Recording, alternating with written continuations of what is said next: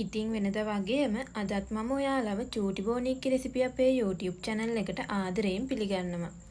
ඉතින් මම අද ඔයාලට කියලා දෙන්න හදන්නේ හරිම ලේසියෙන් පරිප්පු කරියක් හදාගන්නේ කොහොමද කියලයි.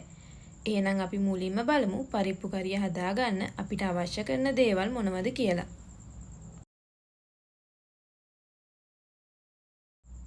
මුලින්ම මම අරගෙන තියෙනවා පරිප්පු ටිකක්.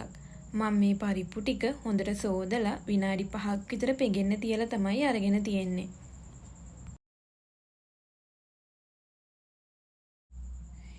ඉතින් ඊළඟට අපිට අවශ්‍ය වෙනවා ලොකු ලුණු ගෙඩි භාගයක් විතර හීනියට කපාගෙන කපාගත් සුදු ලුණු බික් 2-3ක්, රම්පේ සහ කරපිංච, පොඩියට කපාගත් අවුමිරිස් කරල් 2ක් විතර. ඒ වගේම තාමන් අරගෙන තියෙනවා රස අනුව ලුණු ටිකක්, කහ කුඩු ටිකක්, ඒ වගේම අමු තුන පහ කුඩු ටිකක්. ඒ වගේම උකු පොල් කිරි ටිකකුත් තව අපිට අවශ්‍ය වෙනවා. දැන් මම වළඳකට සෝදාගත් පරිප්පු ටික දාගන්නවා. දැන් ඒකටම කපාගත් ලුණු ටික,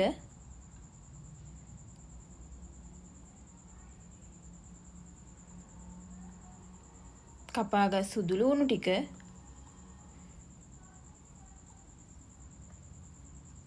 රම්පේ සහ කරපිංච ටික,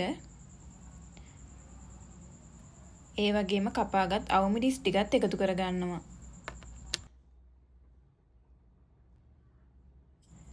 ඒකටම රස අනුව ලුණු, කහ කුඩු ටිකක්,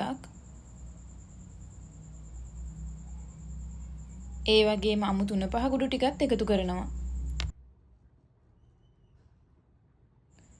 දැන් මේකට වතුර ටිකක් එකතු කරලා පරිප්පු ටික තැම්බෙනකම් මේක උයා ගන්නවා.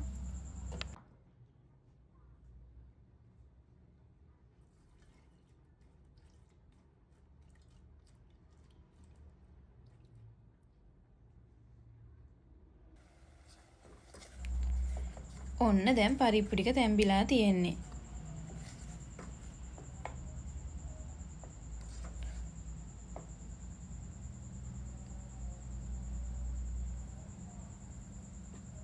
මම දැන් මේකට පොල් කිරි ටික එකතු කරගන්නවා.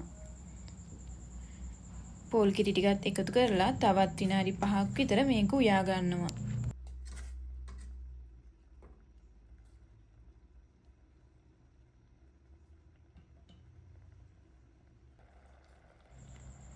ඔන්න දැන් අපේ පරිප්පු කරිය හරි. ඉතින් මේ වෙලාවේදී මම අපේ ලිප ඕෆ් කරනවා.